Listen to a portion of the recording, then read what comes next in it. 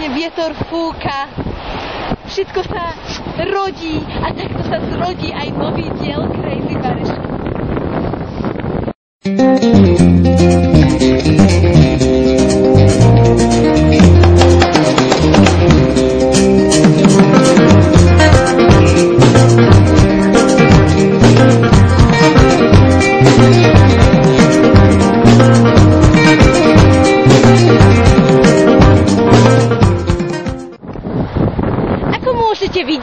Aj teraz sme v takej našej malej falučanskej lagúnke.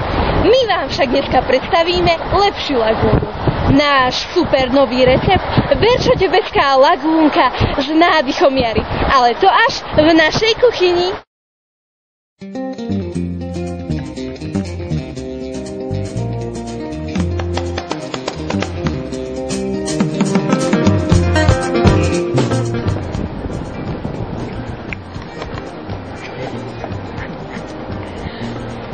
Legenda vraví, že kto do prvého jarného receptu vhodí jednu šípku, zastihne ho znovu zrodenie. A preto sme dnes aj my tu v prírode. Ale poďme do kuchyne. Milí diváci, máme pre vás smutnú správu. To, čo sa stalo v uplynulých dňoch, nás zasiahlo. Myslíme, že aj vás to zasiahne. Musíme vám odhaliť tajomstvo, že tieto zábery sú natočené dodatočne. Tie prvé zábery, v ktorých má prebiehať nasledujúce varenie, boli vymaclané. A za všetko môže tá technika. Nebu sa to spod kontroly vymyká. Ale bohužiaľ, naša provizorná kuchyňa nemá dostatok ingrediencií. Tak musíme variť imagináčne, príjemné sledovanie dodatočných záberov.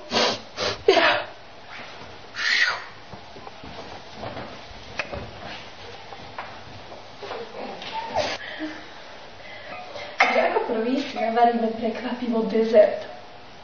Môžeme ho variť v takomto tanieri, ale čo je vám dobre, je to v podstate jedno. Na spodok naukladáme piškoty. Pekne ich rozmiestnime, aby boli po celom, ako vám ukáže kolegyňa, celom spodku misy.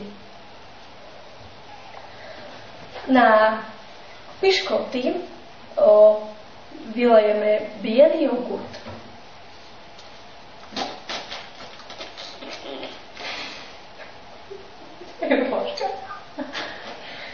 Pekne to rozmiestnime, aby sme mali všade rovnako. Takže teraz máme dve vrstvy, ako ešte vidíte. Natália teraz vlieva brusnicový kompót, aby to dostalo farebnosť a sladkosť. Áno, ale musíme to aj ocukriť, keďže brusnice sú kyslé. Myslím, že toho cukru je dosť dobre. Aha, áno. A teraz na skôr z takej estetickej stránky popridávame bubuľky hrozna.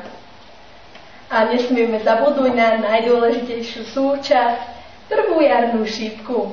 Ukážem do kamerky. Áno.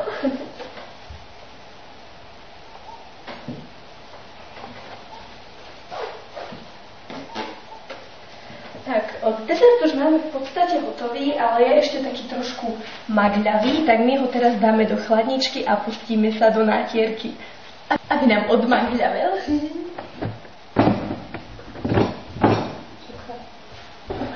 Nie, tam hapruje v chladničke. Tu je hapur.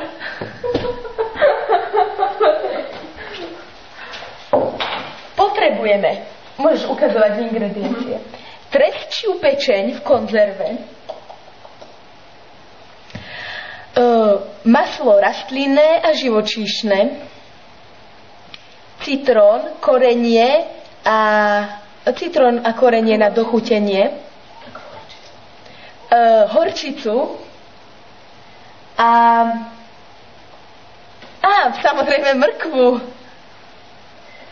Tak, môžeme začať. Maslo a ešte sír potrebujeme. A samozrejme sír. Áno, tak povedz.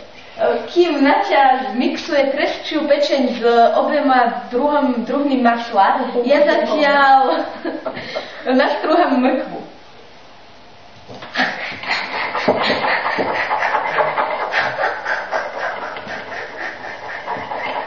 Netreba ti mixér? Áno. Imaginárny alebo skutočný? Nepostrúhajme si prsty. Konček radšej odhoďme. Ja zatiaľ nastrúham do pomazánky syr. Ja zatiaľ pridám horčicu.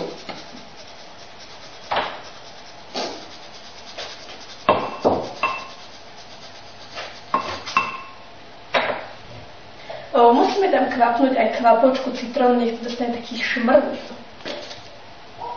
A namelieme korenie. Ale taktiež neveľa. Už to len zamiešame. A môžeme to aj raz mixnúť. Nech sa niečo také homogenizuje.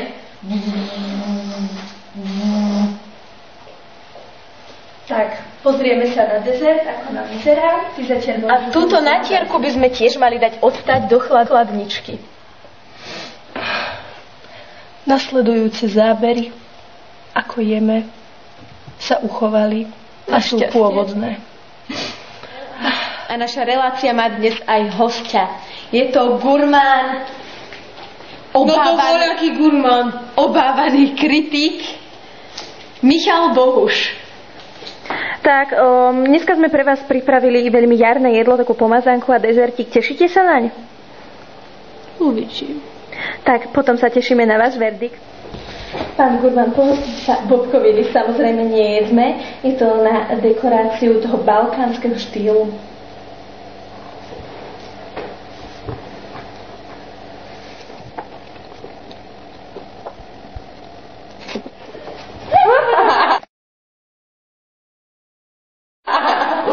Dobrý. Cítite tam tú vyváženosť chuti? Nie. Škoda. A teraz sa chystáme na náš jarný dezert. Veľmi dobrý. Ale veď prestám. Veľmi odľahčujúci recept, hlavne pre dámy, čo chcú schudnúť teda. To veľmi odľahčujúce. Čo som ti tu ja za dámu, čo chcú schudnúť? Ideme tu spraskať?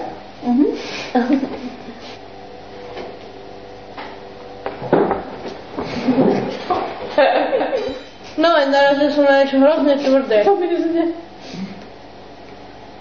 Nie, to vypnú, to je šípka. Môžeš štípať. To nie hovorí, že kto zje prvú jarnú šípku, bude mať celý rok šťastie. To tam máte. Pán kritik je ako znovu zrodený.